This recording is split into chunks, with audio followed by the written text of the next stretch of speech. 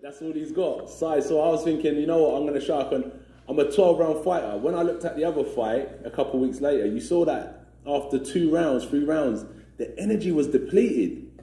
Do you know what I mean? And it's not really what I thought was the right way of boxing. So I started working on different elements of my boxing. Boxing the same as round 1, trying to box the same in round 12, trying to learn how to slip shots, roll shots a bit better, etc. So those are the words of Anthony Joshua. And as promised, this is the correction video on what I thought he said on his own experiences as a boxer in his own fights versus him referring to Deontay Wilder and Tyson Fury. That was what he was talking about, okay? I'm just now getting to it, so forgive me. But let me counterpunch. He didn't want to go in there with Usyk. And he used that as an example, like the things you said that I was known for. Well, I tire out, you know, in 2 or 3 rounds. If you look at how those guys fought, yeah, they fought like they were in a dogfight, but yeah, they were depleted, according to Anthony Joshua. Let me counterpunch. Well, that's what happens with big guys. Bigger guys use more energy, more power equals tired, or they're tired quicker, okay? And as far as energy depleted, Wilder's was gone after the third round, definitely the 4th round. He had no sting left. He looked, and then that was explained by Malik Scott, that he was in fact disembobulated by a punch in the same ear that was punched in the second fight in the rematch between the two. So that was their scapegoat on why he looked the way he looked. And I call it scapegoat because he still looked tired to me. Yeah, I know how the punch looked and everything, but like the things that he shown us all these months getting in preparation, the 1, 2, 3, 4, 5 punch knockouts, the body shot, we didn't see any of that. We seen the jab to the body, but we didn't see like massive left hooks to the body like I thought that was going to be the game plan for Team Wilder. Be in so good a shape, break down Tyson Fury, hit him to the stomach. No one likes body shots, right? And there you go. Let that be what it is. And I think that's how they were going to get his victory. But I saw that in Wilder. I didn't really see that as much in Tyson Fury because Tyson Fury still threw punches. He was still connecting. But then again, he was up against a guy that did look depleted. So it was easier for him to hit the target, especially when the target wasn't moving his head. Another thing that we seen in these videos that Wilder and Malik Scott was doing, we didn't see any of that. Okay? We didn't see any of that at all.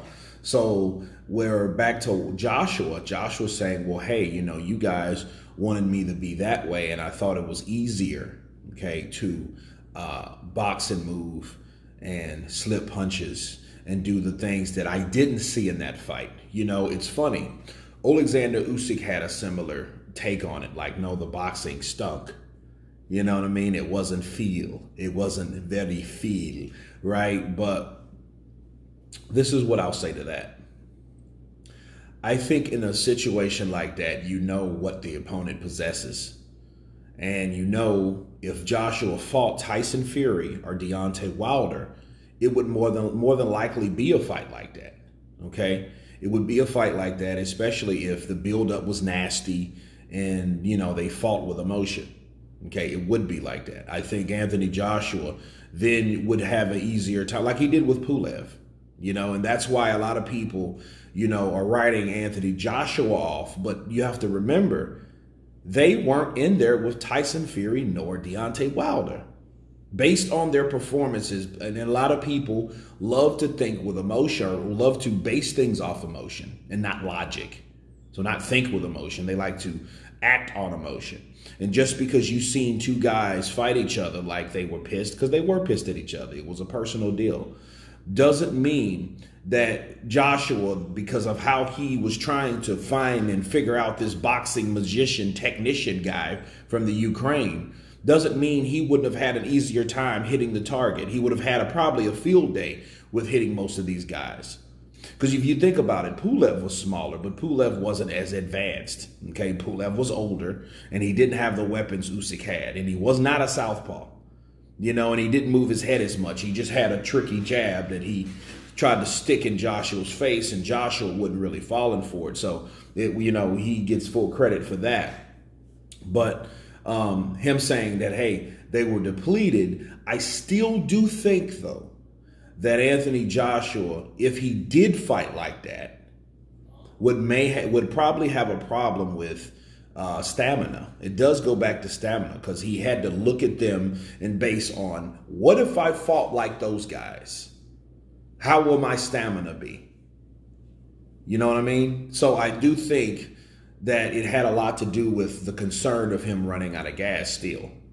But one fighter or one fight has nothing to do with other fights. Okay, so I'm just, setting you guys straight on a lie. I seen the comments, and the comments were like, no, he meant Tyson Fury versus Deontay Wilder trilogy. And I was like, okay, well, fair enough. So let me take a take on it. He was comparing that fight. And then the fight between him and them, even though he was still he wanted to slip punches, but he didn't return fire in the 12th. Because Usyk can turn it on in a second. Usyk goes in and out, then all of a sudden he'll hit you with 4 or 5 punches, and you don't know where the hell they came from. Okay, and that's what happened to him. Is just, I think that was, 5 times 2, because he threw about 10 to 12 punches at Joshua, and Joshua was like, oh shit, where are these punches coming from? So I think that still, if he's trying to slip punches, but he should have figured, like, look, I'm losing this fight, at that point. But he knew he should have been able to return fire, at least with those seconds left when Usyk stopped. It was his time to come on. It kind of reminds me of when Canelo fought Triple G, and then Canelo came on the first part, and then Golovkin came back with his own onslaught of combinations the last part of that fight, giving that more of a balanced style way of how these fighters are supposed to attack each other. But anyway, you guys tell me what you think of Anthony Joshua's corrected take, or my corrected take on Anthony Joshua's statements about being depleted after 12 rounds. Of course, please subscribe. And you guys been Counterpunch. Peace.